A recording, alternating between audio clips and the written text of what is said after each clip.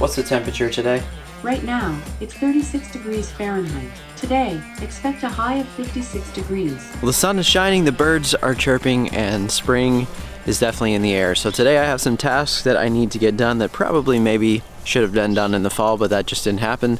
Things to catch up on and just some tips I have for the early springtime here and some of the things that you should be looking at in terms of your lawn care, but also your equipment, maintenance, and things like that. Coming straight from the underground, now I'm living on my own cloud, got my own sound. Take a bow, you the real thing, looking sharp as a bee sting.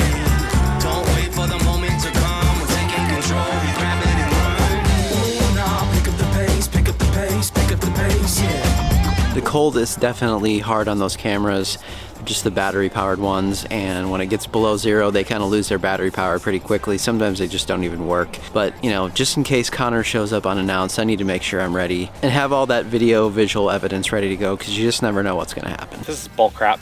You can go mow your sissy ryegrass. Also time to put the rain gauge back out. Something that you might not think about in the south is that we actually cannot leave these out there, because once they fill up with water and they get frozen, this plastic or the actual plastic in there will crack. Just ask me how I know that.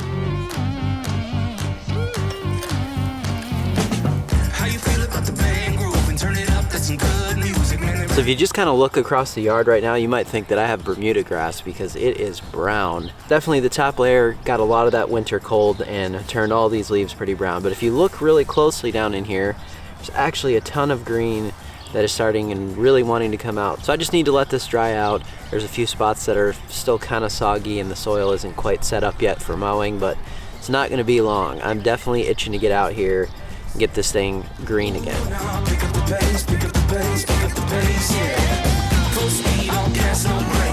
It's also a good idea to just take a soil temp reading in the spring and kind of see where you're sitting at once things are starting to warm up.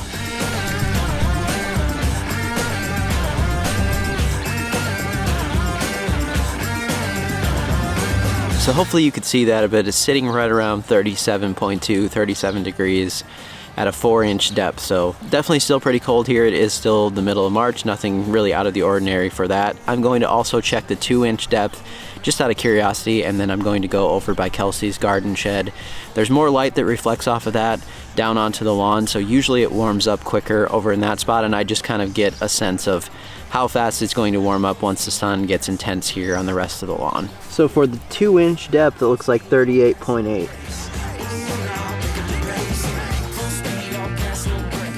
So over here you may be able to tell the green seems to be coming out more than the rest of the yard at this point. See if there's any difference. My suspicions were correct. Over by that garden shed, it's a few degrees warmer. This is something that as you live at a place for a while, you're going to notice the different microclimates within it and start to pay attention to where things get hotter or colder, or where things come out of dormancy faster. Just those various different microclimates depending on shade or extra sun and all that.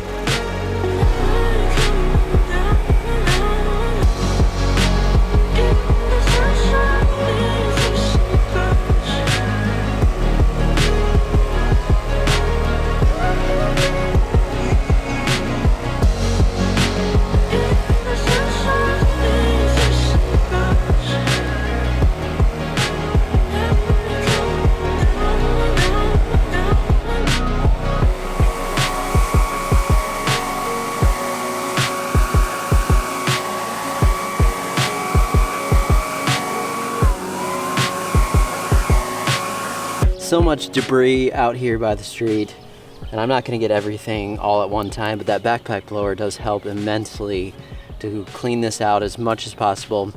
Now, if you're not real mowing, of course, it's not quite as imperative that you have every little inch clean, and even if I tried and did this multiple times, it's still not going to have all of the rocks out of here. There's just tiny little rocks like this. So do your best, but obviously I don't want to hit my reel on some of those small rocks. But you can see right here where that pile of gravel was, sand, You can see how much it's been warming up underneath there and how much greener it is than everything else around it that's been exposed. Not too far away now from the rest of the lawn looking like that. I also thought maybe you'd be able to see this on camera, but this is a newer lawn that was just planted last fall. This is ryegrass over here. If you look over here, this is ryegrass with just a small amount of bluegrass mixed into it, but this is 3-4 seasons old now, and you'll see how much greener it is. Just the maturity, root system, and everything. So if you planted a new section of your lawn in the fall, it doesn't quite look as green as some of the other areas, or maybe you planted a whole new section of your lawn, it's not quite as green as some of your neighbors' lawns around the neighborhood. Have no fear, just need some time to get going. And once you get your program going this year and you get your mowing going and things start growing actively, you'll be fine. You'll also see that this side is greening up pretty nicely. There was more snow cover over here, which just typically means it's protected more. It's not going to get quite as brown. It's starting to look like a lawn again. I'm also curious to see how much growth I have after my last mow. This was going to help me figure that out. So this is a grass prism. It gives me a 3D view so I can see the quality of cut. I can see how much height has grown since my last mow, or just height of where the grass is at in general, even after you mow. So it is a complete lawn nerd tool. It is very useful in certain situations. Right now, it's looking like since my last mow was probably slightly under 3/4 of an inch, probably grown about 1/4 of an inch since then. I know it's hard to see because the moisture is starting to come out of the ground, and with that heat it kind of fogs it up, but that's about where I'm at. I also feel like I can't make one of the first work in the lawn type of videos without doing at least some sort of mowing, don't you agree?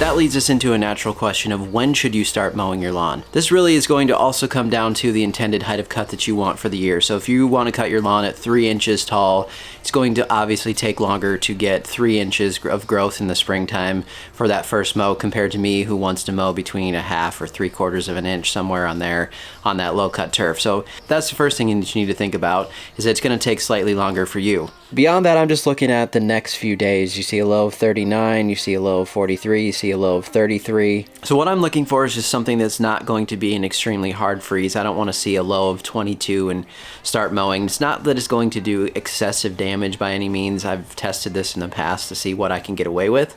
But you don't want to start mowing, start getting things to wake up and cutting off that leaf and then exposing it to a hard freeze again if you just don't have to. That's kind of where I'm at with the first mow, and don't tell anyone this wasn't the first mow because I need to make that first mow video yet. I've been spending far too much time with my headphones on. I've been learning all the words as I listen to the same old song. Not sure why I'm moving these without just starting it. 'Cause it's so comfortable when you know how it goes, I suppose, to each their own. One that's out of sight, but today I'll invite something new into my home. So darkness, darkness, come on in. I won't hide from you again. The unknown lives when lights go dim. So here we are, let's begin.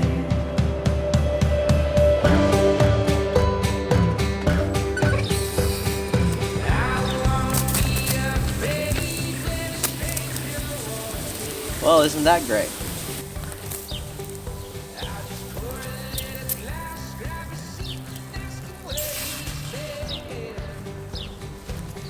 Well, it appears that hose is not going to work.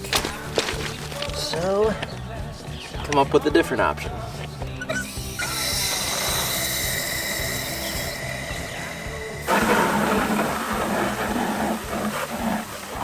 Time to give the mowers a bath. This is an all-purpose cleaner that I usually use for vehicle stuff, but works just as well to get some of this grime off of here. So just spray it on. I have this at full strength. You can dilute it down just depending on what you want to use it on, which is kind of nice as well.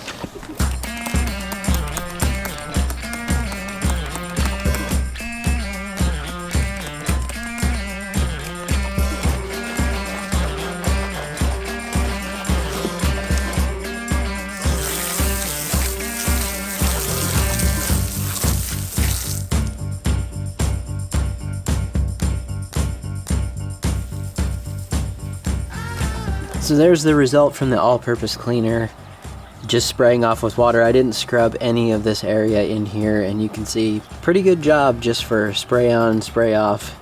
And obviously it's a mower, it doesn't need to be absolutely perfect. It's gonna get dirty again on the first mow, but making it look better a couple times a year makes me feel better, I guess. So with the Time Master, you can see it definitely needs a bath, and many people over the last couple years have asked me, how did I get a black Time Master when they don't see them anywhere? Well, this is actually a Plasti-Dip project that I did a few seasons ago. So if you want to check that out, I do have a video on how I did that and how that process works. There are some scuffs on it now and starting to get to a point where it may need to come off, or I may need to redo some of it if I want to decide to keep it that way. But it's been kind of a cool look overall, I think, and pretty easy project to do just for something fun if you want to do some custom work on your mower.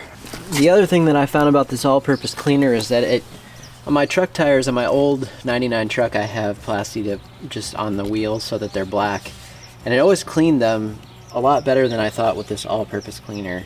So I'm gonna get this cleaned off just initially, and then we'll spray that on there, see how it does on this black.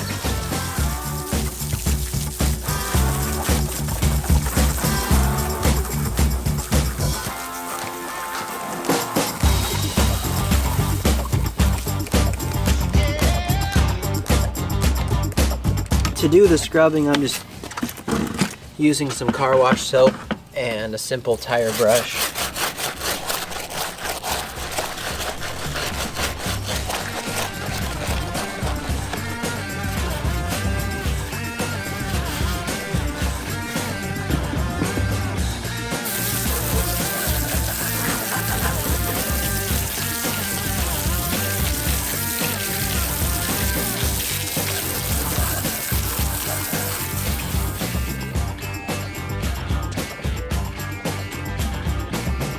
So you'll see that all-purpose cleaner does a great job. It makes the Plasti-Dip really clean up nicely, kind of back to the original color that it was. And then I like to do a small amount of spray wax on here. What it seems to do is make it go back to the texture that it was when it's brand new, just nice and smooth. After you clean it, it'll feel sort of rubbery almost and a little tacky, but this will make it look a little nicer, and also will make it feel back to that original nice smooth texture. You can use this on the plastic as well. Just detailing a mower. This is hard to do on a mower because you're filling with gas right here over top of this area all the time, but just a reminder too, if you do a project like this and you start seeing stains like this, that would be from gas. Sometimes it will eat through the Plasti-Dip itself if you get too much gas on there, but these are just stains that come from the gas, and not much I can do about that at this point. I could spray over this with a new coat. You'll also see over here that there's plenty of scuffs, so I may do that in the future, but not a project for today. So I didn't actually change my oil in the Time Master in the fall. I had planned to, but I just didn't get time to. So it's a good time right now in the spring to think about whether you did an oil change back then or otherwise right now. It's a good time before the season gets started to do your oil change in your mower. And if you happen to have a battery powered mower, then obviously you don't have to worry about this. On this specific mower, you just tip it over onto the side with the oil. You're going to want to run it for a few minutes. Make sure that the oil's warmed up so it'll flow out of there pretty well. But that's how you do it. On this one, you're just going to dump it onto the oil side, take that plug out and drain it, and then put the new stuff in.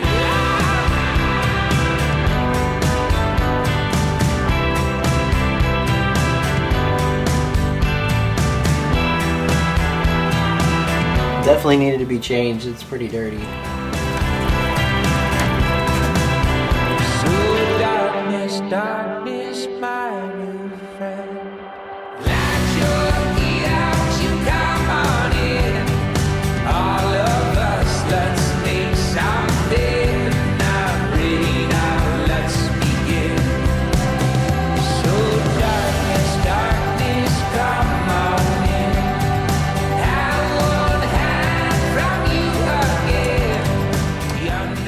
It's great to get all that stuff done today, get prepped for the season, which is not far away now. So thank you so much for watching. We'll see you next time.